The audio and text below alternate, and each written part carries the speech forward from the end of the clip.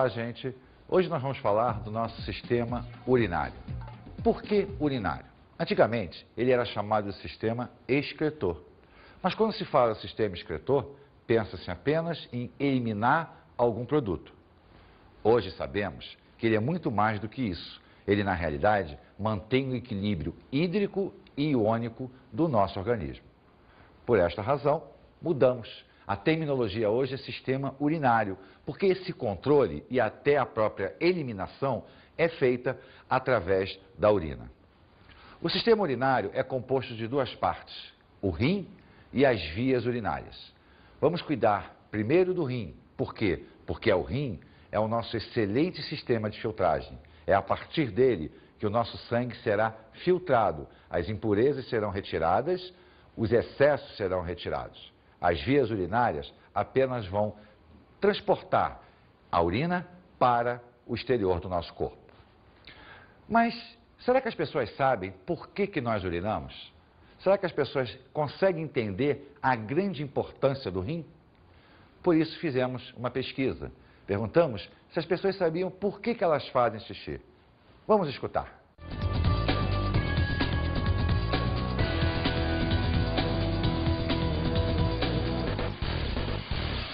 Você sabe qual que é a importância do sistema urinário? Não. O que você vai fazer lá dentro? Xixi. Você sabe por que a gente precisa fazer xixi? Não. Nunca parou pra pensar? Não. Será que fazer xixi é importante? Acho que é. Necessário, né? É. Então corre lá.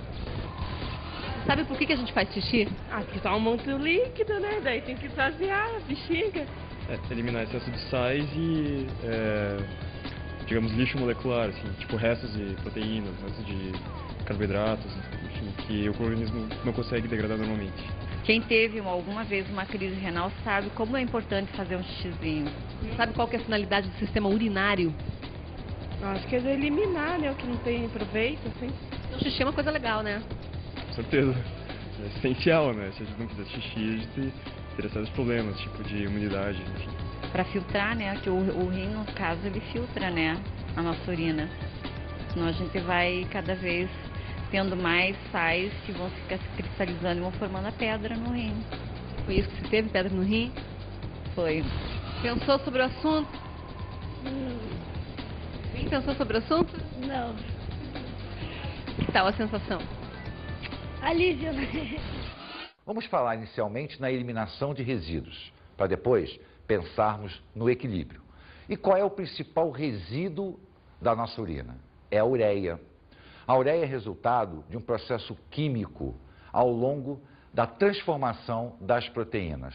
Vamos acompanhá-lo passo a passo para que a gente possa entender a grande finalidade do nosso rim. Vamos observar. Venham comigo.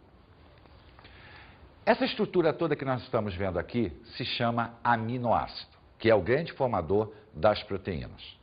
Ocorre que existe um processo denominado de desaminação, que é a perda desse radical aqui, que é a amina. Ao eliminarmos a amina, NH2, ela é capaz de receber hidrogênios. Isso por quê? Porque todos os nossos processos metabólicos eliminam hidrogênio. Ao receber esse hidrogênio, ela se transforma em amônia. Então, as nossas células, durante o processo de desaminação, acabam produzindo amônia. Acontece que a amônia é extremamente tóxica e extremamente solúvel em água. Como nós somos animais terrestres, não podemos nos dar ao luxo de perder água. Por isso, o nosso organismo vai estabilizar a amônia, vai transformá-la num produto também solúvel, porém menos tóxico, que é a ureia. A ureia resulta do processo de transformação da amônia. E esse processo ocorre no fígado, através de um ciclo chamado de ciclo da ornitina, onde 3 aminoácidos participarão do processo todo. Vamos acompanhar o processo. Veja só, existe um aminoácido denominado de ornitina, que recebe uma molécula de amônia, gás carbônico e água. Ele então se transforma em citrulina, outro aminoácido. água e amônia. Citrulina, água e amônia gera arginina, outro aminoácido. Com a retirada da molécula de água aqui, eu tenho a formação da ureia e o retorno da ornitina. Por isso se denomina ciclo da ornitina. Ela faz a incorporação das duas moléculas de amônia, liberação de água e a formação da ureia. Repare que eu volto a ter duas aminas, resultando então da liberação por dois aminoácidos. Desta maneira, o nosso organismo vai poder permanecer com a ureia um pouco mais de tempo na corrente sanguínea, até que o nosso sistema de filtração, o rim, retire essa ureia e elimine. Devemos lembrar que nem toda a amônia produzida pelas nossas células será transformada em ureia. Uma quantidade ínfima será liberada pela urina também, mas como a concentração é muito baixa, ela não irá criar problema para o nosso organismo. Um outro produto que aparece no meio do caminho é o ácido úrico. O ácido úrico, dos três, amônia, ureia e ele, é o menos solúvel. As quantidades também são ínfimas, se comparadas ao grande volume da ureia. Vamos observar então a anatomia do sistema urinário. Vamos observar como ele é formado, para que a gente possa entender o processo de formação da urina e a sua consequente eliminação. Bem, os nossos rins estão situados na região posterior do nosso corpo. Logo, se nós partirmos da região anterior para o fundo, nós teremos vários órgãos na sua frente, né? Na área abdominal, nós teríamos o fígado, o estômago, o intestino delgado e o colo transverso do intestino grosso. Essa região daqui, nós já começamos a observar o aparecimento do rim. Mas, para que a gente possa prestar muita atenção, vamos tirar a região do intestino grosso.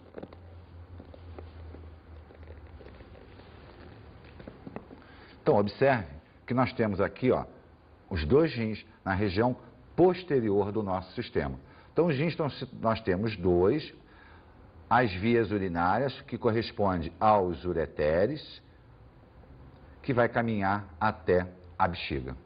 Então, essas duas estruturazinhas aqui são as responsáveis pela formação da urina. Se nós tirarmos a região anterior do rim, nós vamos observar que o rim é formado por duas partes. A parte mais escura, que é o córtex renal, onde encontram-se as unidades de filtração, que são os néfrons. E a região mais clara, que é a região medular, é a região coletora. Ela simplesmente vai canalizar a urina da região filtradora para as vias urinárias. O rim, que tem um aspecto de um feijão, ele entra, quer dizer, o sistema entra nele por essa depressão, né? Se nós observarmos aqui, ele tem uma pequena depressão aqui, chamada de hilo renal. É por aqui que entram as artérias, veias e sai o ureter, que vai canalizar a urina dele para a bexiga. Então o sangue entra no rim pela artéria renal, é levado até os néfrons, ocorre a filtração, formação da urina, a urina então passa para a região medular, da região medular sai pelo ureter até a bexiga. A fisiologia do rim é baseada no néfron, que é a unidade de filtração do rim. Quando a artéria renal penetra no rim, ela se ramifica em várias arteríolas. As arteríolas, então, são canalizadas para o néfron. A arteríola que chega ao néfron, ela é denominada de arteríola aferente. E à medida que ela entra na primeira estrutura do néfron, que é a cápsula de Bowman, ela dá origem a uma série de glomérulos, o chamado glomérulo nefrídico, antigamente chamado de glomérulo de Malpique. Ora, o sangue veio por uma artéria, passou por uma arteríola e entrou num capilar. Lembra da pressão hidrostática? A pressão hidrostática aqui é tão violenta que basicamente todo o plasma extravasa do capilar. Só que ao invés de ele inundar um tecido, ele vai ser recolhido por esta cápsula, que é a cápsula de Bowman. A partir daí, esse plasma que extravasou passa a se denominar filtrado. Só que nem tudo que saiu deveria sair. Parte deverá retornar à nossa corrente sanguínea, porque não interessa para o nosso organismo jogar fora. Esse glomérulo, então, vai dar origem à arteríola eferente. Então, olha só, entrou como a aferente, formou o glomérulo, agora sai através da arteríola eferente. E aí vai formar uma grande rede capilar. Para quê? Para receber de volta aquilo que não deveria ter saído da nossa corrente sanguínea. O filtrado, então, sai da cápsula de Balme e começa a percorrer um longo tubo. Na primeira parte dele, o denominado tubo contornado proximal, nós começamos a ter o retorno para a corrente sanguínea dos íons. Então, aquilo que estava no filtrado vai passar a voltar para a corrente sanguínea, a parte iônica.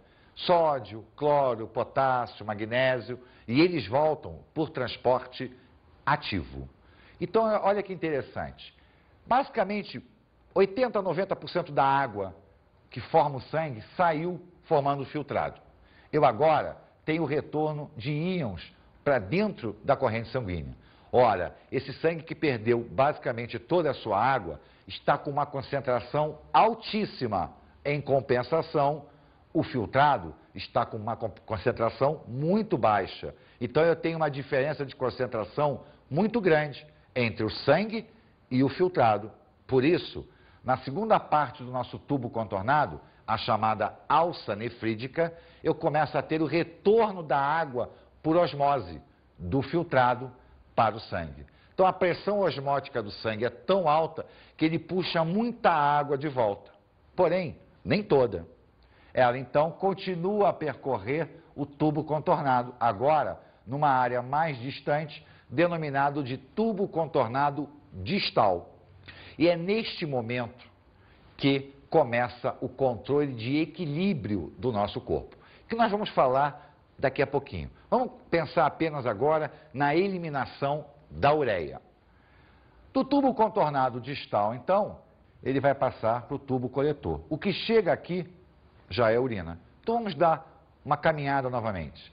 O sangue chegou, foi filtrado, o filtrado passou para o tubo contornado proximal, os íons retornaram para o sangue, na alça nefrídica a água retornou para o sangue e no tubo contornado distal outras substâncias, inclusive a própria água que nós falaremos na homeostase. O que passou daqui e chegou no tubo coletor já é urina. A partir daí, a urina será canalizada para fora do rim.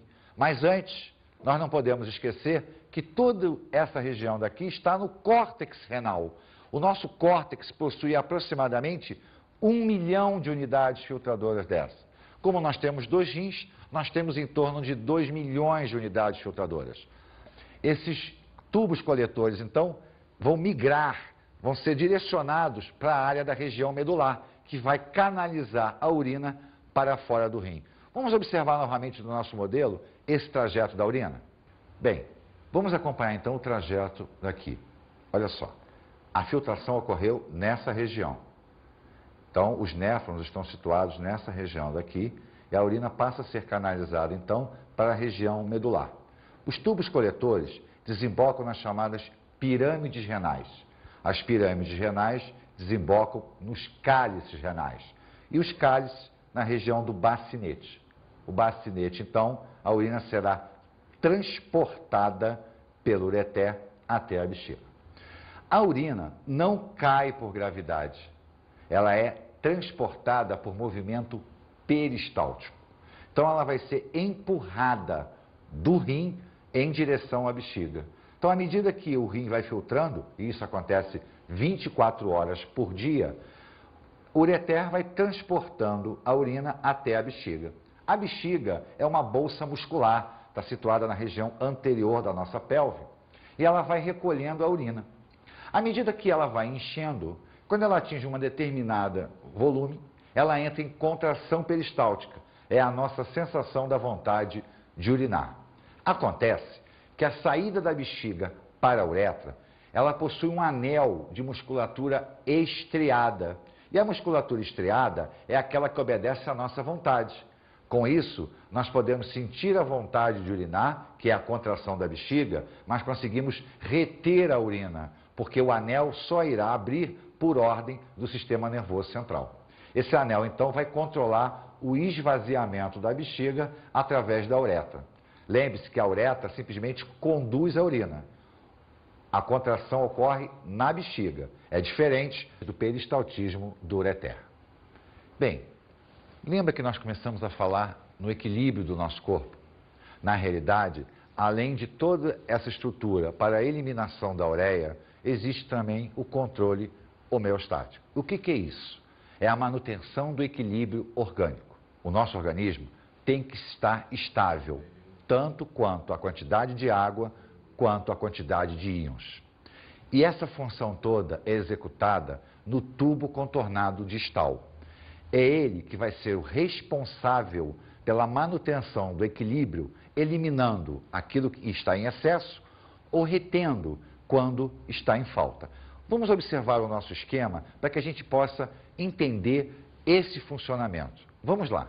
Nós tivemos a ultrafiltração aqui, a reabsorção iônica, a reabsorção de água, e quando chega nesta região daqui, no tubo contornado distal, algumas substâncias que não foram reabsorvidas durante o trajeto passam a ser aqui glicose, aminoácidos, hormônios, mas os íons e a água terão um tratamento especial.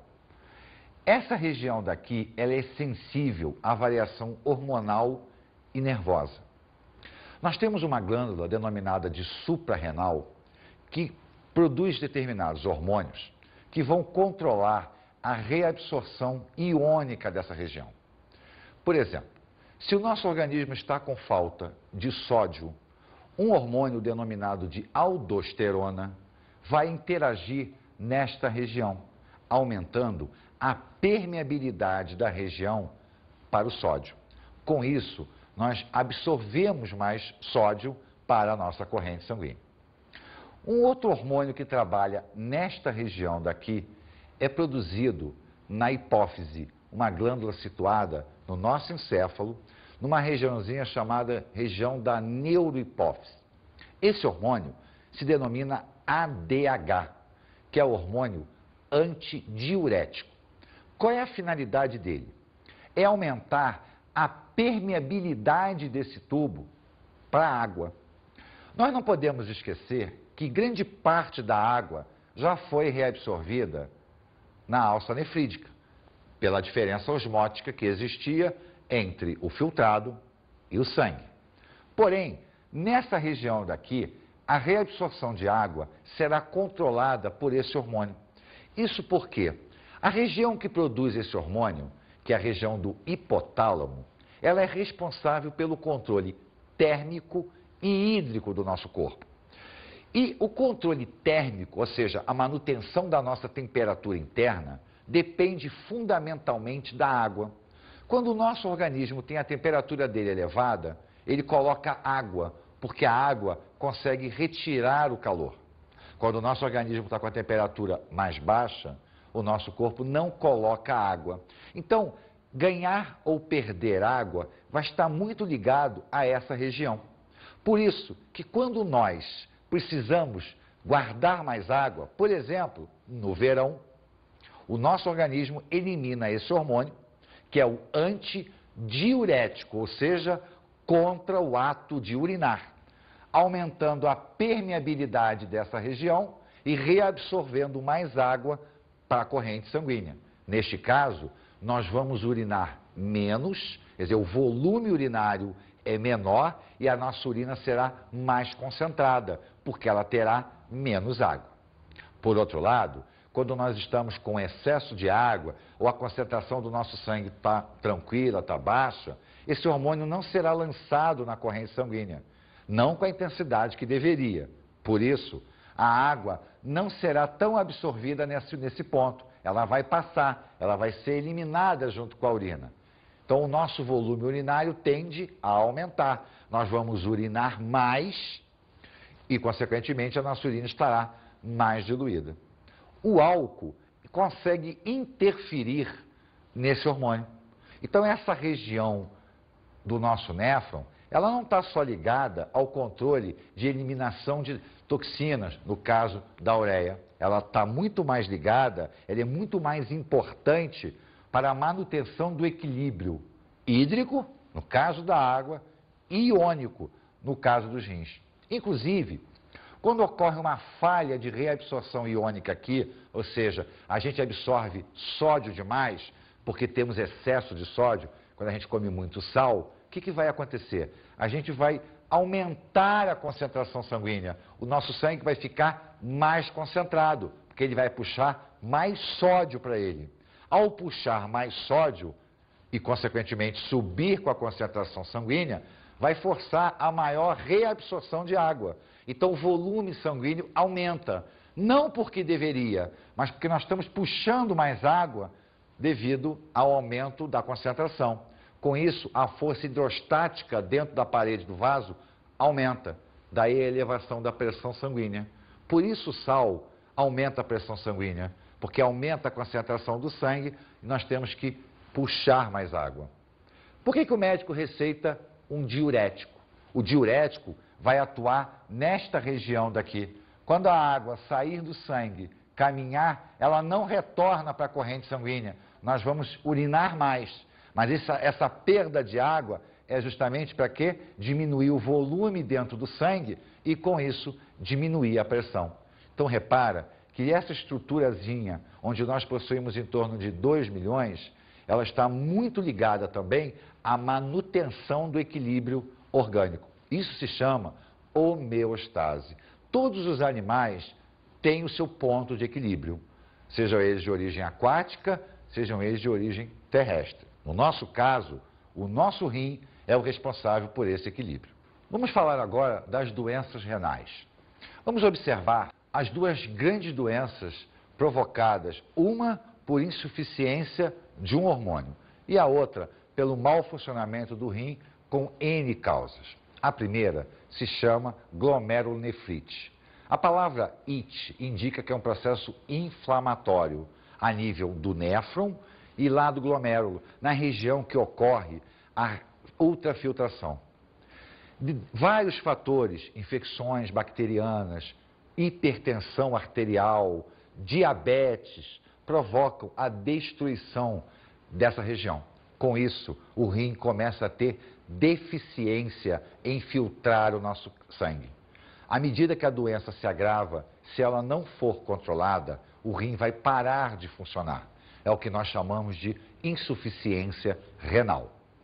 Se isto acontece com um rim, o nosso outro rim consegue assumir a capacidade tranquilamente de controlar o nosso organismo. Mas se o problema é crônico e acaba atingindo os dois rins, nós só temos uma solução. Ou permanecer por resto da vida fazendo hemodiálise, que é a filtração do nosso sangue através de uma máquina que tenta imitar o nosso rim, ou o transplante de rim. É a única solução, visto que nós não sobreviveríamos mais do que 48 horas sem que os rins estivessem funcionando. A insuficiência renal é uma das formas mais graves para o equilíbrio do nosso corpo, levando ao óbito.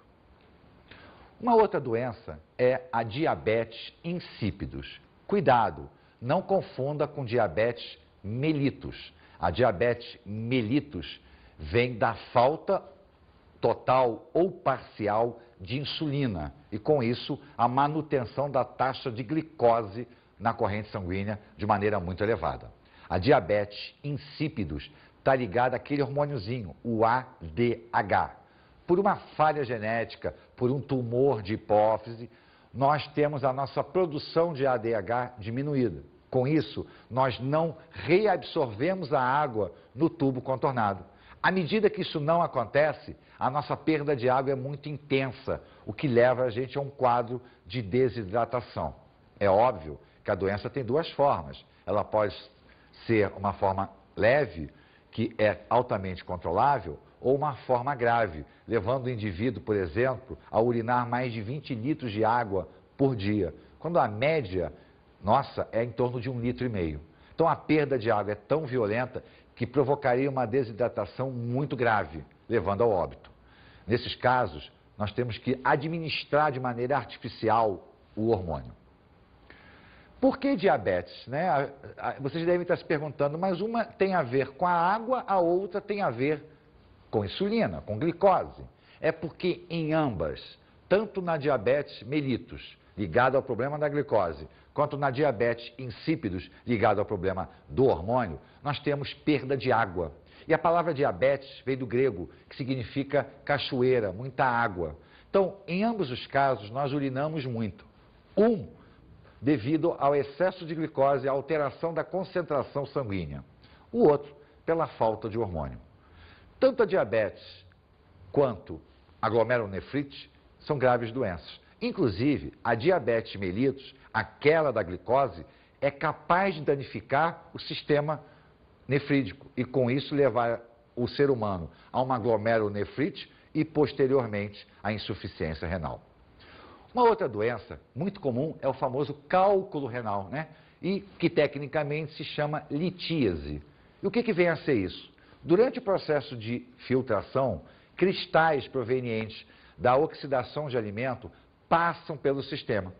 Se nós não tivermos um volume de água transitando por ali, esses cristais vão se acumulando na região do néfron ou na região medular do rim, lá na pirâmide renal, no cálice. Eles vão se acumulando, vão grudando uns nos outros, até que eles formam uma estrutura mais compacta, que é o cálculo renal. Para que esse cálculo seja eliminado, ele vai ter que passar pelo ureter. Mas lembra que o ureter empurra a urina por peristaltismo. Ele é feito para empurrar algo líquido, não algo sólido. Por isso dói. As infecções bacterianas também provocam alterações renais. E uma das mais comuns é a chamada cistite, que não chega até a área renal. A cistite é a inflamação da bexiga. Como a bexiga está muito próxima do meio exterior, ela é facilmente contaminada por bactérias. Ou até mesmo pelo nosso péssimo hábito de reter a urina durante muito tempo. Algumas pessoas mais sensíveis, principalmente mulheres, têm a parede daquele anelzinho que controla a saída da urina irritável, porque a nossa urina é ácida, ela contém impurezas. A presença dela há muito tempo na bexiga, sem um esvaziamento constante, acaba provocando uma irritação. E esse anel irritado costuma dar aquela sensação toda hora que a gente está com vontade de urinar, mas na realidade não é a urina que existe na bexiga, é a irritação.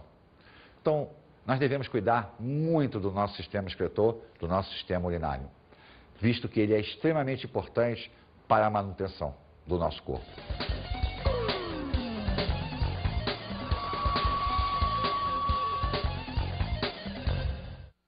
Vocês devem ter observado de que todos os sistemas que vocês viram até agora, esse tem uma importância fundamental no equilíbrio. Por isso, deem uma atenção à anatomia do sistema, olhem o rim com todo carinho, o néfron, cada ponto do néfron, qual é a importância de cada estrutura do néfron na formação da urina e na formação do equilíbrio orgânico.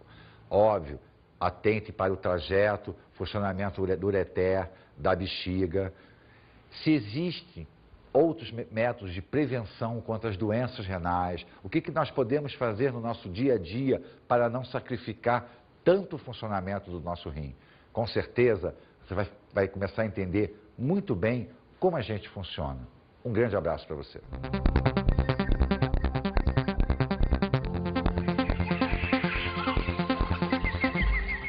Na aula de hoje, estudamos o sistema urinário.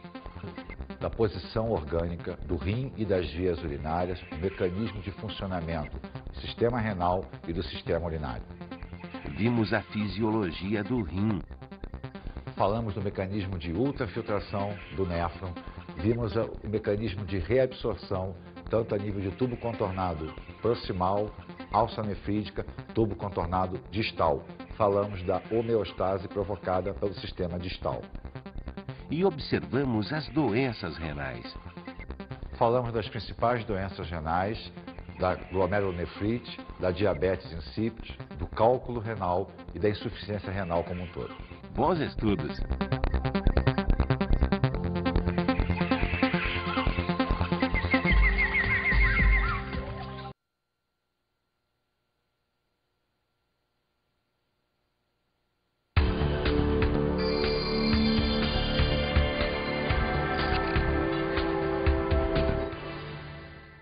Bem, colega, sabemos que o funcionamento renal é um dos assuntos mais importantes e talvez um dos mais complexos dentro do ensino médio.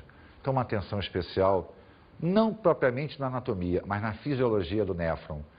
É o tipo da coisa que o aluno tem que entender bem, porque, ao entender, ele está revisando o quê? Osmose, transporte passivo, transporte ativo. Então, ele está refazendo todo aquele pensamento do funcionamento orgânico. Então, uma atenção muito grande na fisiologia nefrídica. Ela é extremamente importante.